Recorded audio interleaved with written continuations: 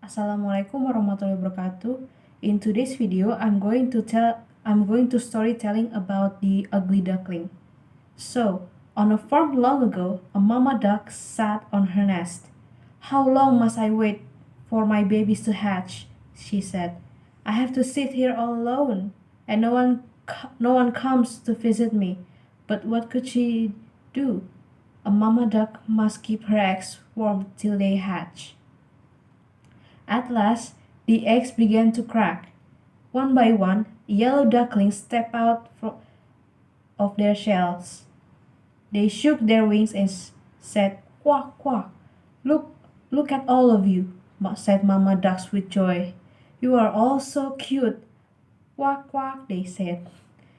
Mama Duck said, Come and line up. We will go down to the lake for your very first swim." She counted 1, 2, 3, 4, 5. "Oh dear," she said.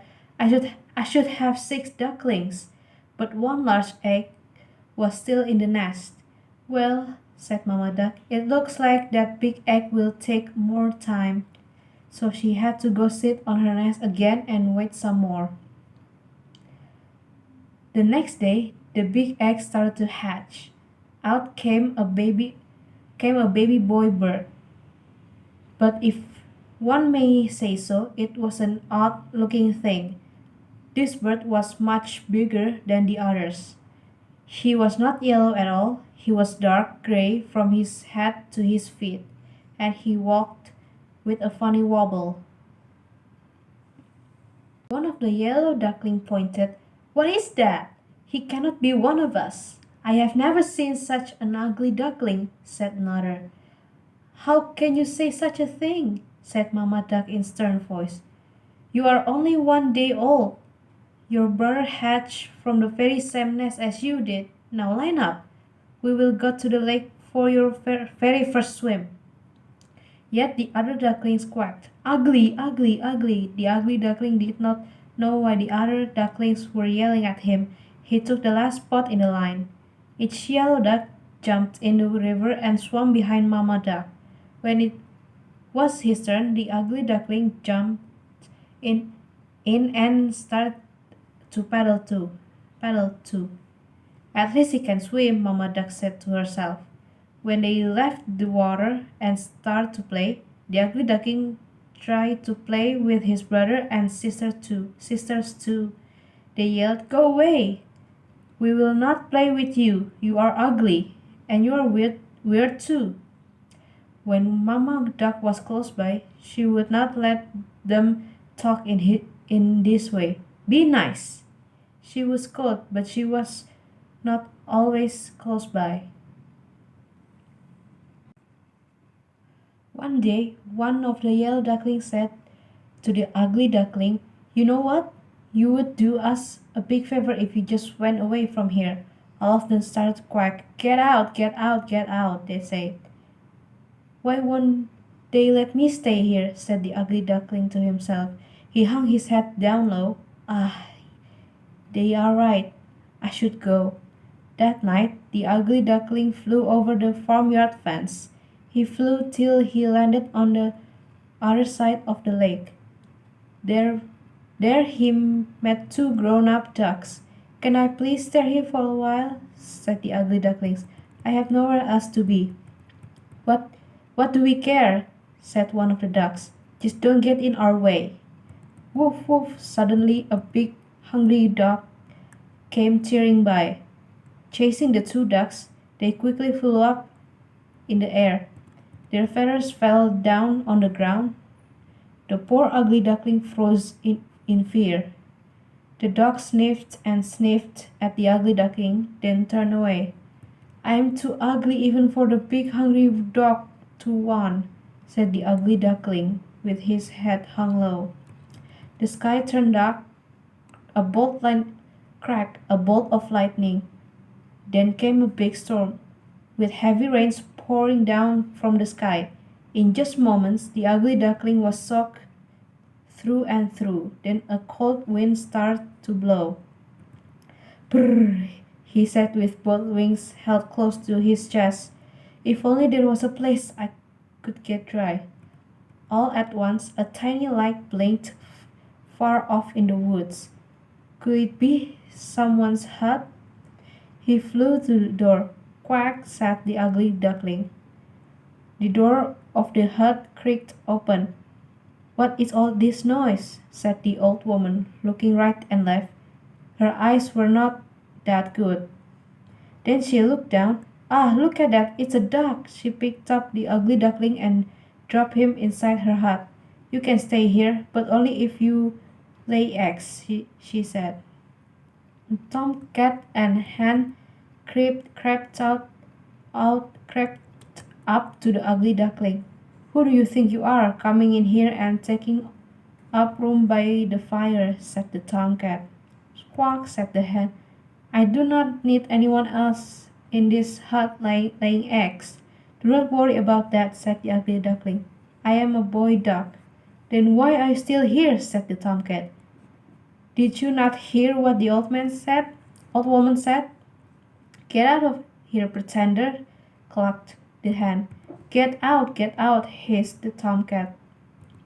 The door was still a bit open, so our poor ugly duckling slipped out the door and back into the storm. No one ever wants me, said the ugly duckling with tears in his eyes. The storm ended. Soon he found a new lake. Looking into the water, the ugly duckling saw the reflection of a flock of large white birds flying. He looked overhead and could not believe what he saw. There, above him, were the most beautiful birds he had ever seen. Their long white bodies and slender necks seemed to just glide through the sky. He watched until the very last bird had winged its way out of view.